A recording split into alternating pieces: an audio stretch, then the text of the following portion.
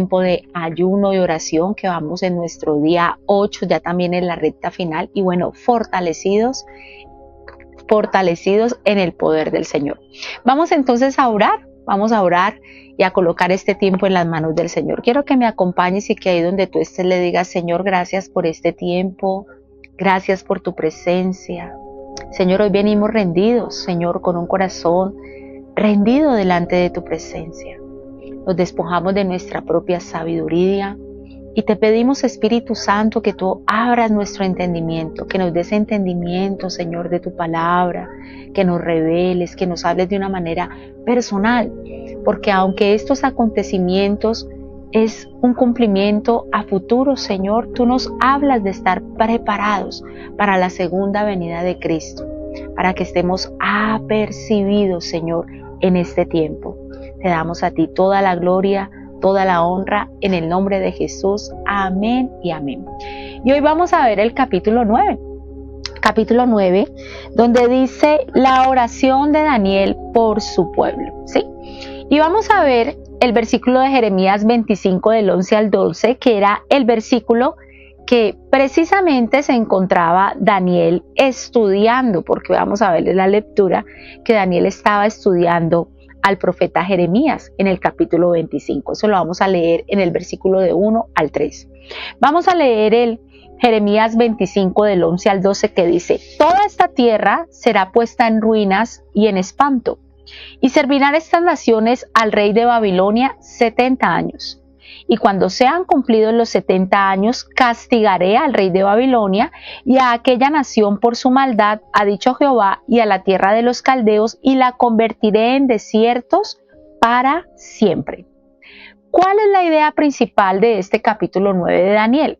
Concientizarnos de la oración intercesora por otros, pero también por nuestra nación. Es fundamental, mis amados, que nosotros oremos por nuestra nación y que lógicamente oremos por otras personas. Eso es la oración intercesora, cuando nos colocamos a interceder por otros, ¿cierto? Entonces vamos a leer el capítulo 9 del 1 al 3. Dice: era el primer año del reinado de Darío el Medo, hijo de Asuero, quien llegó a ser rey de los babilonios. Durante el primer año de su reinado, yo, Daniel, al estudiar la palabra del Señor, según fue revelada al profeta Jeremías, aprendí que Jerusalén debía quedar en desolación durante 70 años. Así que dirigí mis ruegos al Señor Dios en oración y ayuno, y también me puse ropa de tela áspera y arrojé cenizas sobre mi cabeza. Es decir, Daniel estaba estudiando, como dice allí, ¿sí? Estaba estudiando la palabra del Señor que había sido revelada al profeta Jeremías, y aprendió, sí, o sea, empezó a aprender y a calcular el tiempo, y se dio cuenta que estaba próximo a cumplirse esos 70 años de los que hablaba Jeremías 25 del cautiverio. Así que este pasaje predecía que por adorar otros dioses y violar el Sabbat, el día de reposo, Israel tenía que sufrir las consecuencias durante 70 años. O sea, todos los israelitas quebrantaron este mandamiento del Sabbat, la cual estaba estipulada para cumplirse cada 7 días, es decir, que había que descansar un día a la semana, pero también cada 7 años y cada 7 septenios, ¿sí? Que se cumplían 7 por 7, 49, había que descansar el año 50, que era el año del jubileo, ¿sí? Que tenía que ver un mandamiento con reposo y con restitución en el año del jubileo. Año 50 se hacía la restitución de bienes y de libertad, así como también del perdón de deudas. El año 50 del jubileo era como un renacimiento, un nacer de nuevo, como que las deudas, si se había perdido algo se restituía, si alguien estaba esclavo era liberado, o sea, era como un volver a empezar, un renacer de nuevo. Y entonces, por quebrantar ese mandamiento fue que fueron llevados cautivos 70 años. Entonces, ¿qué hace Daniel? Daniel, que era un hombre de Dios muy entendido, con un entendimiento espiritual, empieza a orar.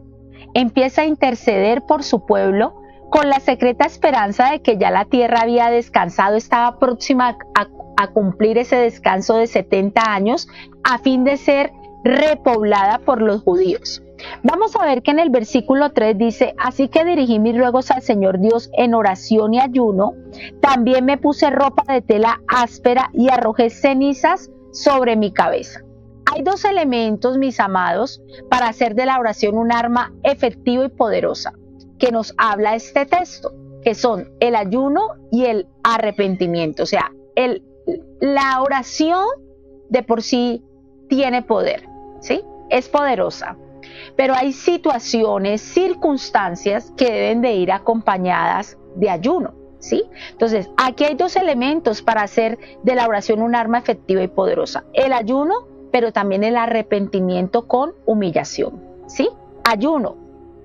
Hubo ocasiones en la historia del pueblo de Israel, y también hay ocasiones en nuestras vidas, en las vidas de los cristianos, en que se tiene que orar de manera extraordinaria. O sea, es decir, que hay que orar más, en que hay que intensificar la oración. Y es en esos momentos donde nosotros entramos en periodos de ayuno, ¿sí? Pero también aquí está diciendo que Daniel, sí, dice que también se puso ropa de tela áspera y arrojó ceniza sobre su cabeza. O sea, Daniel se colocó silicio y ceniza. O sea, en otras palabras, Daniel lo que fue, intercambió esas vestiduras confortables por una áspera, demostrando eso que demostraba cuando en la Biblia habla de silicio y ceniza. O sea, está demostrando arrepentimiento. Y dice que adicional a ello se echó cenizas en la cabeza en señal de humillación total ante el Padre Celestial. O sea, una oración poderosa y efectiva es con rendición, con humillación, con arrepentimiento. Y lógicamente hay momentos donde la misma situación hace que de una manera extraordinaria intensifiquemos la oración, y ahí es donde vienen periodos de ayuno, y eso lo vimos también, lo vemos en la Biblia como nos enseña algunas ocasiones en la historia del pueblo de Israel, y pues nosotros tampoco estamos exentos, mis amados. De hecho, la palabra del Señor dice que hay géneros que no salen sino con ayuno y oración. Vamos entonces a ver los tres aspectos de la oración de Daniel. A partir del versículo 4, en el capítulo 9 hasta el versículo 19, vamos a ver los tres aspectos de esta oración que hace Daniel. Entonces vamos a leerla primeramente. Dice: oré al Señor mi Dios, ¿sí? Y le confesé: oh Señor, tú eres un Dios grande y temible.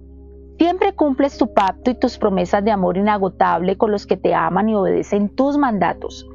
Pero hemos pecado y hemos hecho lo malo. Nos hemos rebelado contra ti y hemos despreciado tus mandatos y ordenanza. No hemos rehusado a escuchar a tus siervos los profetas, nos hemos rehusado a escuchar a tus siervos los profetas, quienes hablaron bajo tu autoridad a nuestros reyes, príncipes, antepasados y a todo el pueblo de la tierra. Señor, tú tienes la razón, pero como ves, tenemos el rostro cubierto de vergüenza. Y esto nos sucede a todos, tanto a los que están en Judá y en Jerusalén, como a todo el pueblo de Israel disperso en lugares cercanos y lejanos, a donde quiera que nos has mandado por nuestra deslealtad a ti. Oh Señor, nosotros y nuestros reyes, príncipes y antepasados estamos cubiertos de vergüenza porque hemos pecado contra ti. Pero el Señor nuestro Dios es misericordioso y perdonador. A pesar de habernos rebelado contra Él, no hemos obedecido al Señor nuestro Dios porque no hemos seguido las instrucciones que nos dio por medio de sus siervos los profetas. Todo Israel ha desobedecido tus instrucciones, te ha dado la espalda y ha rehusado a escuchar tu voz. Entonces ahora, a causa de nuestro pecado, se han derramado sobre nosotros las maldiciones solemnes y los juicios escritos en la ley de Moisés, siervo de Dios. Tú cumpliste tu palabra e hiciste con nosotros y nuestros gobernantes tal como la habías advertido. Nunca hubo una calamidad tan grande como la que ocurrió en Jerusalén. Se han cumplido todas las maldiciones de la ley de Moisés escritas contra nosotros. Sin embargo, nos hemos rehusado a buscar las misericordias del Señor nuestro Dios al no reconocer su verdad ni abandonar nuestros pecados. Por lo tanto, el Señor nos ha enviado la calamidad que había preparado. El Señor nuestro Dios tuvo razón en hacer todas estas cosas porque no le obedecimos. Oh Señor nuestro Dios, al rescatar a tu pueblo de Egipto con gran despliegue de poder, le diste honor perpetuo a tu nombre, pero hemos pecado y estamos llenos de maldad. En vista de tus fieles misericordias, por favor, Señor, aparta tu enojo y furor de tu ciudad, Jerusalén, tu monte santo. Todas las naciones vecinas se burlan de Jerusalén y de tu pueblo por causa de nuestros pecados y de los pecados de nuestros antepasados. Oh Dios nuestro, oye la oración de tu siervo, escucha mientras te hago mis ruegos por amor a tu nombre. Señor, vuelve a sonreírle a tu desolado santuario. Oh Señor mío, inclínate y escúchame. Abre tus ojos y mira nuestra desesperación. Mira cómo tu ciudad, la ciudad que lleva tu nombre, está en ruinas. Esto rogamos no porque merezcamos tu ayuda, sino debido a tu misericordia. Oh Señor, óyenos. Oh Señor, perdónanos. Oh Señor, escúchanos y actúa. Por amor a tu nombre, no te demores, oh mi Dios, porque tu pueblo y tu ciudad llevan tu nombre. Esta oración que hace el profeta Daniel es una oración de intercesión por el pueblo de Dios, ¿cierto? Por su ciudad, por la ciudad de Jerusalén. Entonces, es una oración, sí, como nosotros lo acabamos de leer, de confesión de pecados. De hecho, hasta el versículo 16, más o menos 15, está confesando el pecado del pueblo. Ahora, nosotros en estudios anteriores vimos cómo Daniel era un hombre íntegro, Daniel era un hombre fiel, Daniel era un hombre responsable, Daniel era un hombre que aún le buscaban alguna con qué acusarle, ¿cierto? Como lo vimos anteriormente, y no hallaban ninguna falta en él. O sea, él era un hombre íntegro. Pero cuando él estaba confesando los pecados, él estaba haciendo una oración identificatoria, ¿sí? Que eso es uno de los aspectos de la oración de Daniel. O sea, la confesión de pecados. ¿Sabes qué es lo más peligroso para un cristiano? No es tanto pecar, sino permanecer con un corazón no arrepentido. Porque el pecado endurece el corazón. Y cuando pues podemos pecar es no dar en el blanco, podemos fallar, podemos errarnos, podemos equivocar, ¿cierto? Pero, ¿qué es lo más peligroso? Permanecer con un corazón no arrepentido. Por eso la palabra en Isaías 1:18 nos insta a estar a cuentas con Dios para estar en paz con Dios. Y la única manera de estar en paz con Dios es si confesamos nuestros pecados, como dice la palabra en primera de Juan 1:7 al 8. Si confesamos nuestros pecados, Dios es fiel y justo para perdonarnos y para limpiarnos de toda maldad. O sea, la oración tiene que ir acompañada de confesión de pecados. Y esta confesión era una confesión identificatoria donde Daniel no estaba, tal vez no había participado de todo esto, pero él se identificaba, ¿sí? Donde estaba confesando el pecado del pueblo como si fuera suyo, ¿sí? Por eso nosotros cuando oramos, intercedemos por nuestra familia, por nuestra nación, esta es la manera como nos enseña la palabra que debemos de orar, una oración identificatoria. Segundo aspecto de la oración de Daniel, era una oración de un corazón quebrantado, ¿sí? Un corazón que estaba humillado, un corazón que estaba arrepentido. Y Daniel pide a Dios la restauración de la ciudad de Jerusalén y la restauración del santuario, porque esta oración es una oración donde él pide la restauración. Tengamos en cuenta, no son los pecadores los que van al infierno, porque todos somos pecadores, sino los que no se arrepienten. Daniel estaba hablando y en el versículo 14 dice que él reconocía que todo lo que ellos estaban viviendo era por causa de su desobediencia. Y por eso es que luego pide a Dios que restaure su ciudad, que restaure el santuario. Él apela a la misericordia de Dios en el versículo 18, diciéndole que verdaderamente confiaban en esa misericordia de Dios a pesar de cualquier pecado cometido. Entonces, ¿cuáles son los 3 aspectos de esta oración de Daniel? Primero, una oración de confesión de pecados, donde una oración identificatorio. Segundo, una oración de un corazón quebrantado. Y tercero, pidiendo la restauración, oración restauradora. Ahora vamos a seguir leyendo y vamos a ver lo que ocurre cuando nosotros oramos. Hay un movimiento, mis amados, en el reino de los cielos, ¿sí? Hay un movimiento y vamos a ver cuál fue la respuesta de Dios. Dice la palabra, porque ¿cuántos están confiados en que si nosotros oramos, Dios responde? Yo estoy completamente convencida, mis amados, de que esto va a ser un tiempo de respuestas. Tengo esa convicción en mi corazón. Si usted me pregunta por qué, pastora, tengo la convicción de parte de Dios en mi corazón, de que vamos a ver respuestas de Dios. Amén. Porque si clamamos a Dios, Él nos responde. ¿Cuántos dicen amén y lo creen? Que Dios escucha nuestras oraciones, que nuestro Dios es un Dios bueno y misericordioso y que Él va a responder si nosotros hacemos una oración donde confesamos nuestros pecados, donde nosotros hacemos una oración con un corazón quebrantado, humillado delante de la presencia del Señor, y donde nosotros también pedimos a Dios que nos sane, que nos restaure, que nos levante, que nos ayude. O sea, una oración donde Dios manifieste su obrar poderoso. Amén. Qué bueno, me gusta que interactúen María Eugenia. Amén. Amén. Diana Mayor, mi Martica, Rosita. Bueno, aquí estamos todos conectados. Entonces vamos a leer el versículo 20 al 23. Dice: yo seguí orando y confesando mi pecado y el pecado de mi pueblo, rogándole al Señor mi Dios por Jerusalén, su monte santo. Mientras oraba, Gabriel, a quien había visto en la visión anterior, Gabriel, el ángel mensajero, a quien había visto en la visión anterior, se me acercó con rapidez a la hora del sacrificio vespertino. Él me explicó: Daniel, he venido hasta aquí para darte percepción y entendimiento. En cuanto comenzaste a orar, se dio una orden y ahora estoy aquí para decírtela. Mire, eso que usted, si usted tiene con qué subrayar, personalmente a mí me gusta subrayar mi Biblia para resaltar. Por ejemplo, en este momento no lo tengo subrayado, no tengo con qué subrayar, pero luego lo voy a subrayar, donde dice: en cuanto comenzaste a orar, se dio una orden.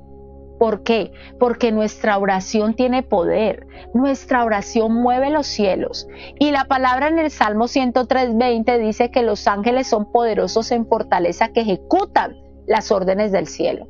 O sea, el ángel Gabriel estaba allí por una orden del cielo, por una orden del Padre Celestial. En cuanto comenzó a orar, ¿sí?, se mueven los cielos, hay una respuesta. Entonces dice: se dio una orden y ahora estoy aquí para decírtela, porque eres muy precioso para Dios. Presta mucha atención para que puedas entender el significado de la visión. Y entonces, en ese momento, empieza Dios a hablarle de la profecía de las 70 semanas. O sea, Daniel estaba orando, ¿sí? Dice que él seguía orando, seguía haciendo esa oración de confesión, seguía clamando por Jerusalén, por el Monte Santo, y mientras él oraba llegó Gabriel, el ángel Gabriel, ¿sí?, el cual le dice que le va a dar percepción, entendimiento, porque se ha dado una orden en el cielo, y dice que él está allí para que pueda entender el significado de la visión. ¿Sabes que una de las cosas que trae la oración es eso? Entendimiento, percepción espiritual, la perspectiva de Dios, de lo que podamos estar pasando, de lo que podamos estar viviendo, la respuesta de Dios. Amén. Entonces vamos a ver la profecía de las 70 semanas. Quiero que entendamos que vamos a leer el versículo 24 y vamos a entender que esta profecía de las 70 semanas es exclusivamente para el pueblo de Israel, ¿sí? Pero que es muy importante, ¿por qué? Porque el pueblo de Israel es el reloj profético para todo el mundo, mis amados, para todas las naciones. Entonces vamos a leer el versículo 24, dice: un periodo de 70 conjuntos de 7. O sea, 70 conjuntos de 7, me está hablando de ¿cuánto es 70 por 7? 490, ¿sí? Y tenga ese dato allí y pido a Dios que le dé mucha revelación y que usted lo pueda capturar. lo que el Señor nos quiere hablar con el cumplimiento de esta palabra de las 70 semanas, que es una profecía exclusiva para el pueblo de Israel, ¿sí? Para la nación de Israel, ¿sí? Porque nosotros somos la Israel espiritual, sí, pero no, aquí estamos hablando de la nación de Israel como nación como tal, pueblo judío como tal. Entonces dice, se ha decretado para tu pueblo y tu ciudad santa para poner fin a su rebelión, para terminar con su pecado, para obtener perdón por su culpa, para traer justicia eterna, para confirmar la visión profética y para ungir el lugar santísimo, ¿sí? Entonces estamos hablando de un periodo de 70 por 7, que son 490, y que se empezó a cumplir con la restauración de Jerusalén en el año 445 a.C. y que se acabará con la destrucción del anticristo. Entonces coloque mucho cuidado. Vamos a empezar a hacer cuentas de los años. Nabucodonosor en el año 605 a.C. fue que llevó cautivo hasta Babilonia a su pueblo, al pueblo de Israel, donde en ese pueblo se encontraba Daniel, ¿sí? La oración de Daniel, en esta oración de Daniel, donde Daniel estaba leyendo la palabra de Jeremías 25 y empezó a entender la profecía de las 70 semanas, y entonces estaba Daniel en el año 539 a.C. Es decir, desde el momento en que habían sido llevados cautivos al momento en que Daniel estaba haciendo la oración, habían transcurrido 66 años de cautiverio en Babilonia. Es decir, que prácticamente Daniel entiende que están por cumplirse los 70 años de cautividad. Ya Belsasar había sido castigado, el rey de Babilonia, como lo decía aquí en Jeremías 25, como lo leímos. Entonces Daniel entendió que era tiempo de que finalizara la ruina y la desolación de Jerusalén, ¿sí? Ahora, vamos a ver por qué las 70 semanas corresponden a 490 años, si está hablando la profecía de las 70 semanas. Entonces, cuando Moisés envió a los 2 espías para reconocer la tierra prometida en Números 13, ellos espiaron la tierra durante 40 días. Pero cuando ellos llegaron con el reporte, ustedes saben que hubo 10 espías que dieron un mal reporte y solo Josué y Caleb tuvieron un buen reporte. Los 10 espías que dieron un mal reporte manifestaron incredulidad en cuanto a la conquista de la tierra de Canaán. Y fue por ese motivo que Dios los condenó a divagar en el desierto 40 años. ¿Sí? 40 años, ¿por qué? Un año por cada día que ellos reconocieron la tierra. Por eso ellos empezaron a dar vueltas 40 años, ¿sí? En el desierto. De la misma manera, el pueblo de Israel, por haber quebrantado el Sabbat 490 veces y haber hecho pecado de idolatría, Dios determina que el pueblo de Israel tenía que expiar esa culpa. Recordemos que la expiación de pecados, sí, fue lo que hizo Cristo en la cruz del Calvario, pero esto es antes de Cristo. El pueblo tenía que expiar sus pecados y por eso cada año el sumo sacerdote sacrificaba un cordero, ¿sí?, para expiar los pecados del pueblo.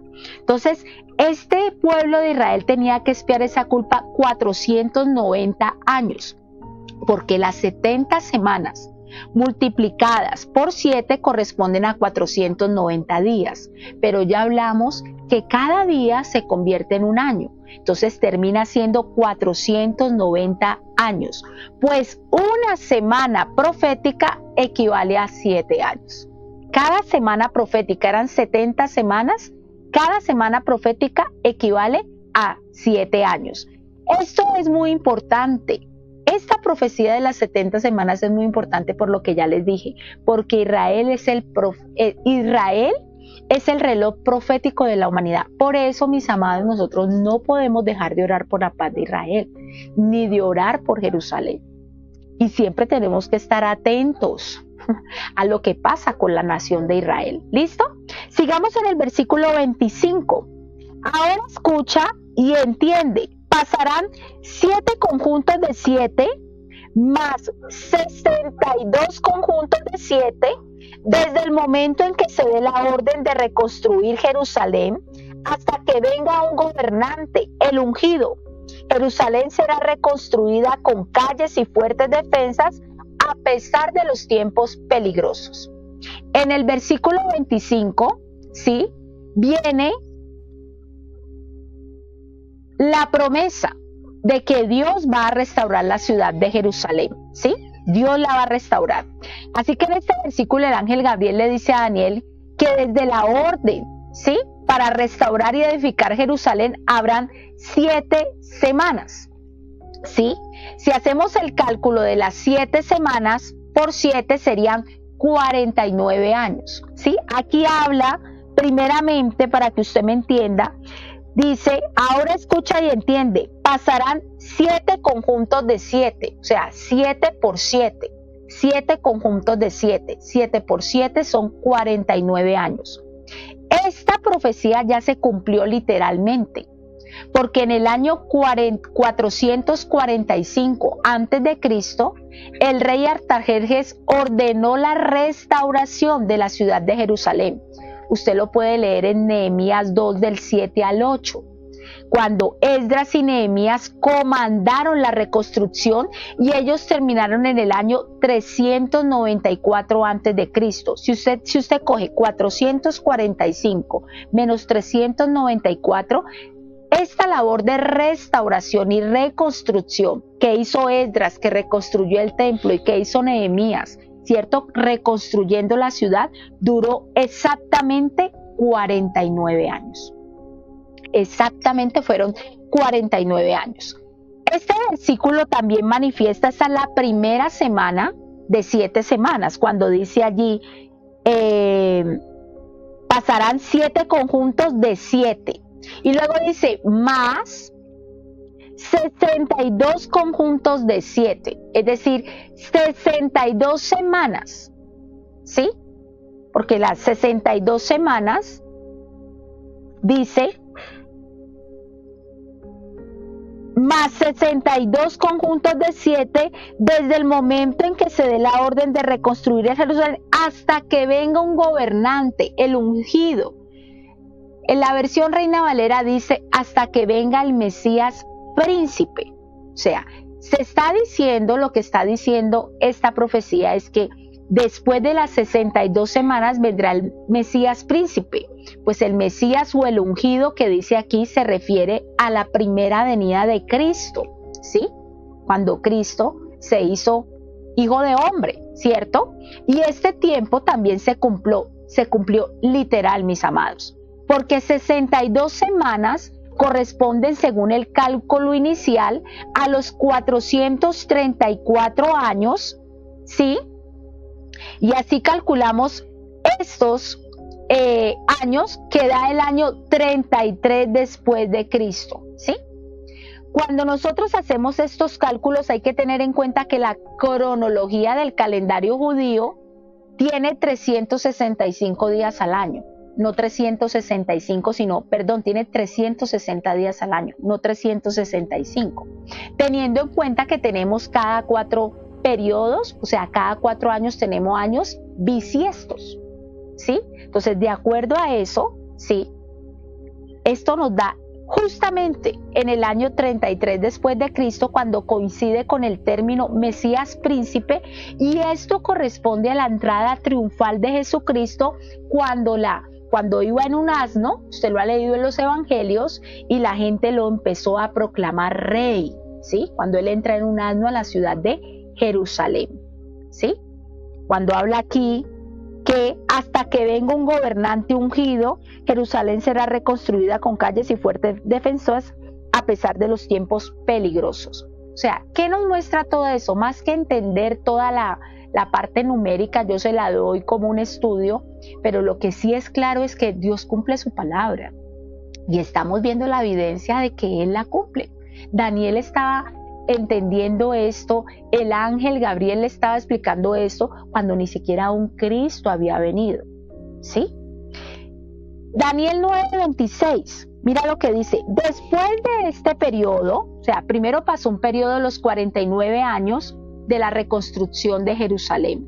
Luego pasó el periodo de las 62 semanas, ¿cierto? Por 7, que nos da los 434 años, que nos da exactamente el año 33 después de Cristo, que fue cuando el Mesías, el ungido, entró por Jerusalén. Pero ahora, en el versículo 26, vamos a ver el pronóstico, ¿cierto?, de la crucifixión de Cristo, ¿sí? Cuando dice en el versículo 26, después de este periodo, ¿de cuál periodo? De las 62 conjuntos de 7, dice, después de este periodo de 62 conjuntos de 7, matarán al ungido, es decir, la crucifixión de Cristo, sin que parezca haber logrado nada. Y surgirá un gobernante cuyos ejércitos destruirán la ciudad y el templo. El fin llegará con una inundación, guerra, y la miseria que acarrea está decretada desde ese momento hasta el fin. O sea que después de esas 62 semanas, con los conjuntos de 7, se le quitará la vida al Mesías. Todos sabemos que Cristo murió a los 33 años de edad, y esto se cumplió exactamente cuando Cristo fue crucificado. Se estaba cumpliendo esta profecía, ¿sí? Ustedes saben que en la cruz del Calvario, ¿sí?, ahí está el poder del Evangelio, ¿sí? En la cruz del Calvario hacía parte del plan de redención, de salvación para la humanidad, pero en la cruz del Calvario Él cargó nuestros pecados, llevó la maldición, murió en la cruz del Calvario para prepararnos un lugar en el cielo, un lugar en la eternidad para estar con Dios. Luego habla de un hombre, ¿sí? Dice que después de esto surgirá un gobernante cuyos ejércitos destruirán la ciudad, el templo, ¿sí? Entonces esto nos está hablando del general Tito, que de acuerdo a la revelación que Dios le estaba dando a Daniel después de la muerte del Mesías, claro, después de la muerte del Mesías, dice que después de que lo mataron parecía que no se había logrado nada, o sea, pensaban, bueno, ¿y qué pasó con todo lo que él habló? Pero luego también los discípulos, viene Hechos de los Apóstoles, y los discípulos empezaron a entender también todo lo que proféticamente les había hablado Jesucristo, porque Jesucristo les había dicho que él al tercer día resucitaría. Pero entonces, después de la muerte del Mesías, después de la muerte de Jesucristo, dice que Jerusalén sería totalmente destruida y también su santuario. Esto se cumplió en el año 70 después de Cristo. Se dice que para suprimir la revuelta que los judíos hicieron en pro de la liberación del yugo romano, 500,000 de jóvenes judíos fueron masacrados y la sangre corría como un río en Jerusalén. Y el ángel le reveló a Daniel que el príncipe que había de venir destruiría la ciudad debido a que el mismo pueblo era el que había decidido crucificar el Hijo de Dios. Ustedes recuerdan cuando Pilato le dijo, bueno, tengo a este ladrón, a este hombre malo y tengo a Jesucristo, ¿a quién le suelto? Y todos decían que suelten a Barrabás, ¿cierto? Ellos decidieron que crucificaran a Cristo. Por eso todo esto vino, porque fue el mismo pueblo el que crucificó a Jesucristo, ¿sí? Hasta que se cumplen los 62 septenios, es decir, los 483 años, que son los 434 años más los 49 años, que son 483 años. Eso nos da los 69 por 7, ¿cierto? Resta por cumplirse el último septenio, o sea, falta ya los 69 septenios de lo que estamos hablando. Ya se cumplió con la venida de Jesucristo, con la crucifixión de Jesucristo, pero falta una semana de esas 70 semanas, un septenio, es decir, 7 años, la cual no ha sucedido, pues equivale al reinado del anticristo.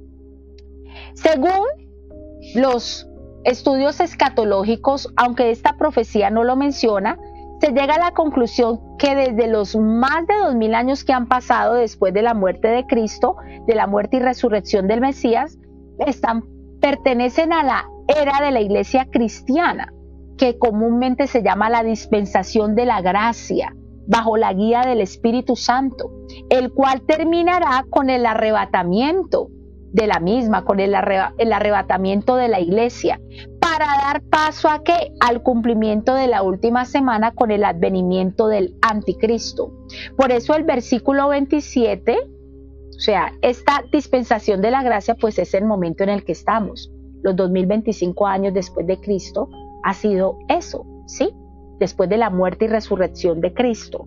Entonces, es la dispensación de la gracia porque estamos bajo la guía del Espíritu Santo, el cual se va a terminar cuando la iglesia sea arrebatada de la tierra, ¿sí? Nos vamos a las bodas del Cordero con nuestro novio, porque nosotros la iglesia somos la novia de Jesucristo y vamos a celebrar las bodas del Cordero.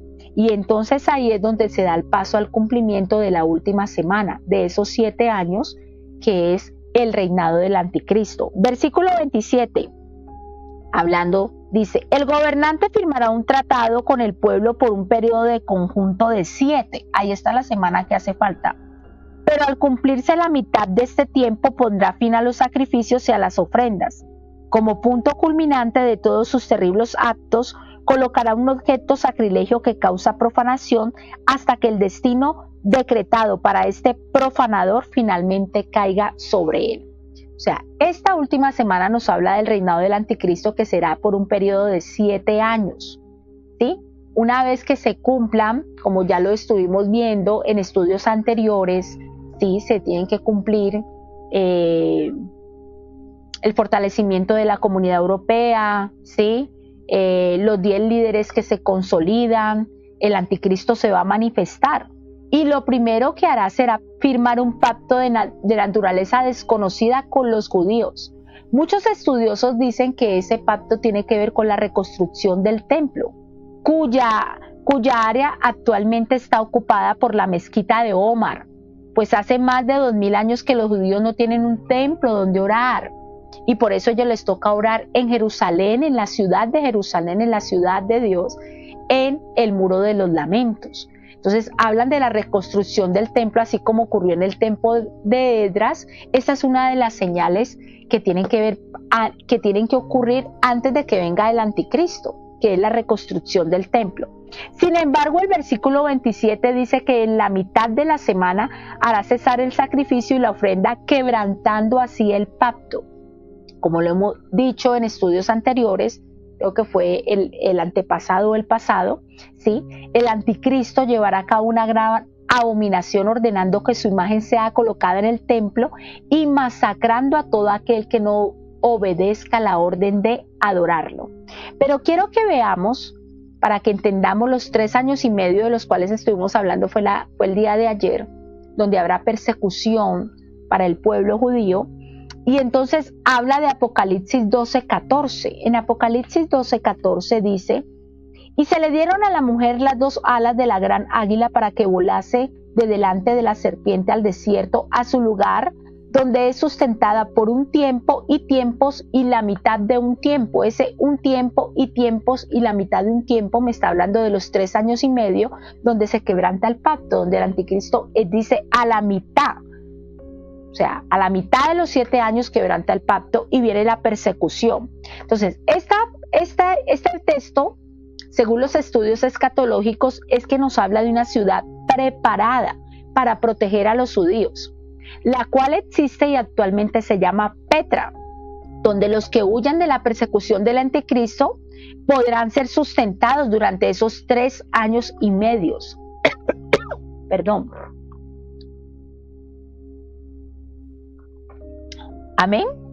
¿Qué podemos concluir de todo esto? Ya terminamos la lectura del capítulo 9. Yo sé que es un capítulo que de pronto con todos los años puede ser un poco difícil de entender, pero está claro con los tiempos y le voy a hablar del resumen que tengo acá para que ya entremos a concluir.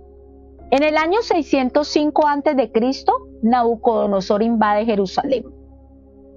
En el año 539 a.C., Daniel está haciendo la oración del capítulo 9. En el año 535 a.C., la orden de Ciro para restaurar el templo de Jerusalén, Esdras 1, los capítulos 1 y 2. En el año 445 a.C., el rey Artajerjes da la orden de restaurar a Jerusalén, el libro de Nehemías, capítulos 7 y 8. Y en el año 394 a.C., Esdras y Nehemías terminan la restauración de Jerusalén.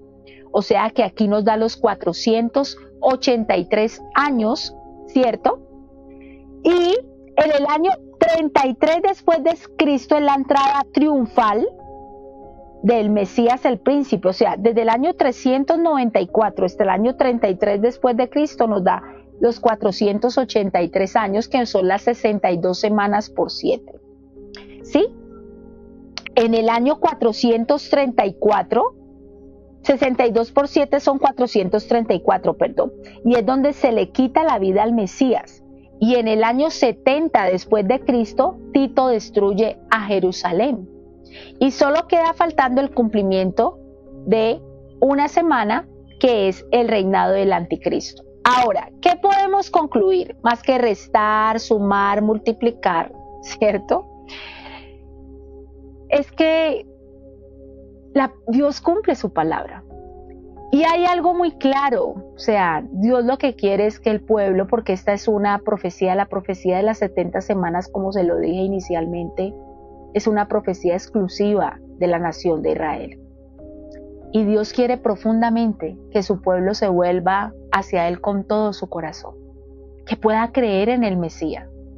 Y después de estos acontecimientos, dice que después de todo esto que pasa, el pueblo de Israel estará totalmente ablandado para rendirse a Jesucristo y poderle recibir como Señor y Salvador. ¿Sí? Yo reflexionaba cuando estudiaba esta parte histórica, ¿sí? Que muchas veces a nosotros nos pasa lo mismo, ¿cierto? Muchas veces tienen que pasar muchos acontecimientos, amados, para que nosotros nos podamos humillar, nos podamos quebrantar y podamos reconocer y decirte, Señor, te necesito. Muchas personas, pues tenemos que pasar por acontecimientos de dolor, por ciertas situaciones. ¿Todo para qué? Para que nos volvamos a Dios con todo nuestro corazón. Porque Él lo ha dado todo por amor a nosotros, ¿sí? Finalmente, ya nosotros sabemos que la ira divina será derramada sobre el anticristo. Cristo vencerá, ¿sí? Y también la ira divina será derramada sobre toda aquella persona que ya no haya querido aceptar la gracia redentora a través de la obra de Cristo en la cruz del Calvario. Por eso es muy importante, mis amados, anunciar las buenas noticias de salvación. Y también tener en cuenta, mis amados, el propósito que teníamos en este día, que era un propósito de discipular, y es ayudar a otros a caminar con Jesús. Te lo quiero leer, sí, el propósito de hoy, que es la gran comisión. Dice, por tanto, id y haced discípulos a todas las naciones, enseñándoles que guarden todas las cosas, ¿sí? Ese es el propósito firme número 8, ¿sí? ¿Qué es discipular? Es caminar junto a otros con la intención clara de llevarlos a parecerse más a Cristo. Cuando tú y yo desarrollamos una oración intercesora por otros, Dios va a colocar en nuestro corazón compasión por otros, amor por otros. Y entonces el discipular va a ser algo que se da no porque nos digan que hay que hacerlo, sino que es algo que van a hacer del corazón. ¿Por qué? Porque estamos orando por esas personas. Y vamos a querer ayudar a esas personas a que caminen con Cristo. Vamos a querer ayudar a esas personas a que ellos cada día, ¿sí? Dice, que caminen con Cristo. ¿Para qué? Con una intención clara, con un propósito claro, que cada día ellos se parezcan más a Cristo, es decir, que el carácter de Cristo sea formado en ellos. Discipular es una responsabilidad de todo creyente que ha caminado con Cristo.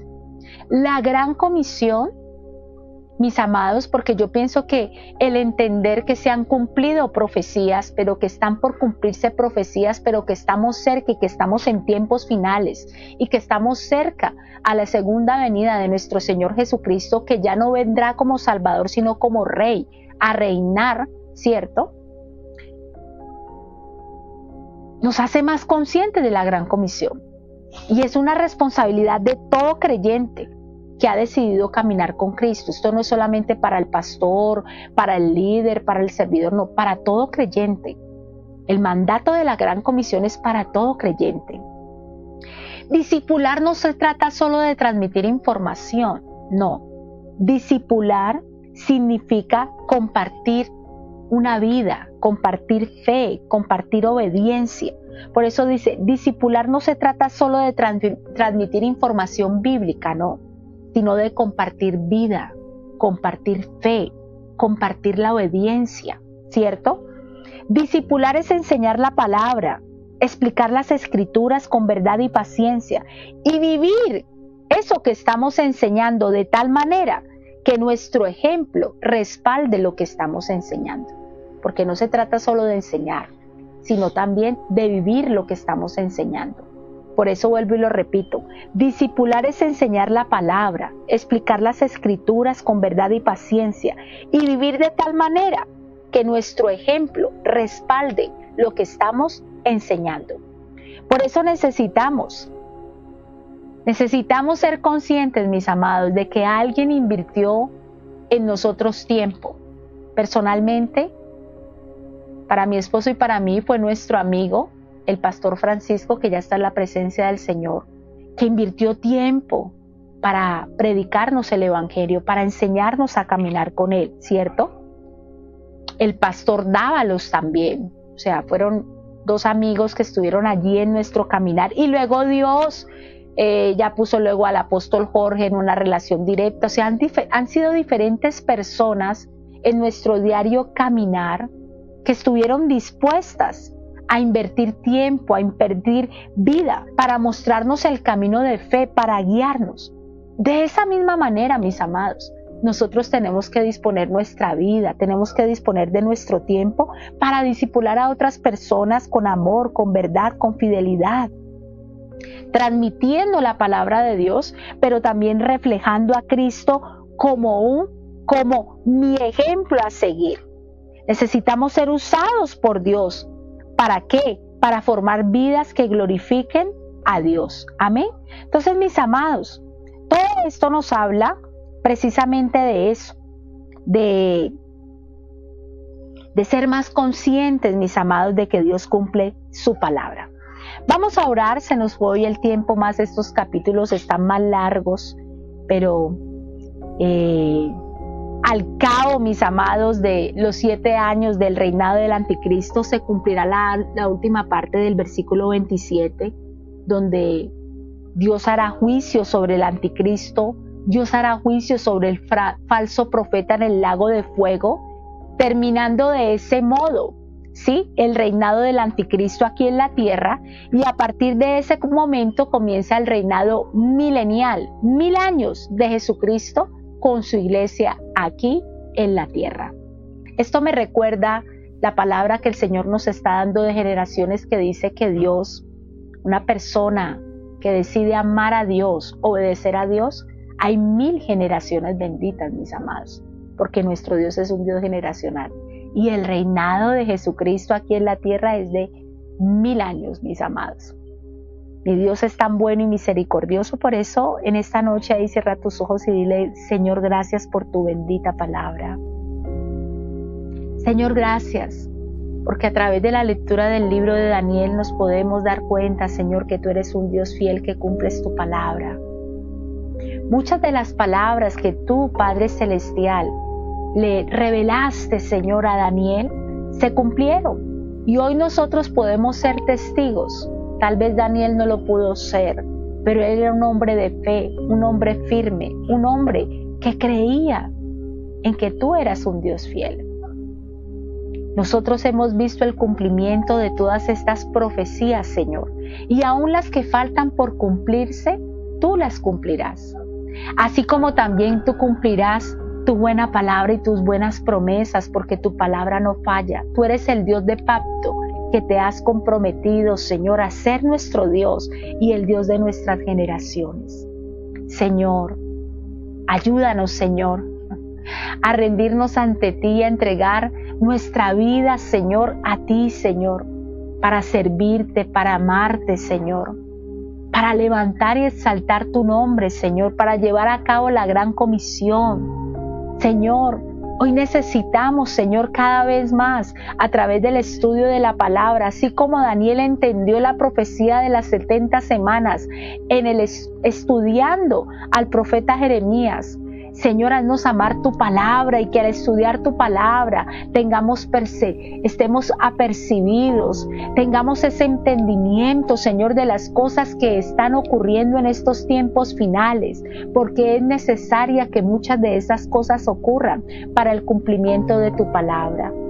Gracias, Señor, porque sabemos, Señor, que tú oyes nuestras oraciones. Dile, Señor, yo te doy gracias, porque yo sé, Padre de la gloria, Señor, que en este tiempo, Señor, donde ha habido una oración más intensa, donde ha habido un estudio de la palabra más intenso, Señor, ha sido un tiempo, Padre de la gloria, Señor, donde tú nos has fortalecido, donde tú has hablado a nuestros corazones, donde tú nos has hablado de una manera personal, donde nuestra fe se ha fortalecido, Señor, porque para ti no hay nada imposible. Y sé, Señor, que es un tiempo de respuestas, porque tu palabra, Señor, nos enseña, Señor, que cuando oramos, Señor, tú respondes, porque tú oyes nuestras oraciones. Tú eres el Dios que sana, tú eres el Dios que salva, tú eres el Dios que restaura, el Dios que restituye, el Dios que libera, el Dios que provee, Señor. Tú eres el Dios que todo lo puede, el todopoderoso, el omnipotente, y al que cree todo le es posible. Y nosotros creemos, Señor, que tú cumplirás tu buena palabra y tus buenas promesas, Señor, sobre nosotros, tus hijos. Gracias, Papá Dios. A ti sea la gloria y la honra. Síguenos, Señor, fortaleciendo en este tiempo de ayuno. Síguete revelando a nuestras vidas, Señor, para que tu gloria postrera sea mayor que la primera, porque así tú lo has prometido, Señor. Sigue trayendo revelación, entendimiento, sabiduría en tu palabra, Señor. Hoy te lo pedimos en el nombre precioso de Cristo Jesús. Y toca nuestros corazones, Señor, para llevar a cabo la gran comisión de ir y hacer discípulos a las naciones de la tierra, Señor. En el nombre precioso de Cristo Jesús. Amén y amén. Mis amados, que tengan una excelente noche. Me perdonan, hoy nos pasamos del tiempo. Que tengan una excelente noche, que descansen. Mañana, por supuesto, estaremos en nuestra alborada y mañana, por supuesto, estaremos también en el estudio de Daniel a las 9 de la noche. Que Dios les siga bendiciendo. Feliz noche. Celebremos juntos con amigos y familia un tiempo muy especial. Somos Misión Carismática al Mundo, Zona Norte, mi casa, tu casa, una gran familia, te esperamos. Celebremos juntos con amigos y familia un tiempo muy especial. Somos Misión Carismática al Mundo, Zona Norte, mi casa, tu casa, una gran familia, te esperamos.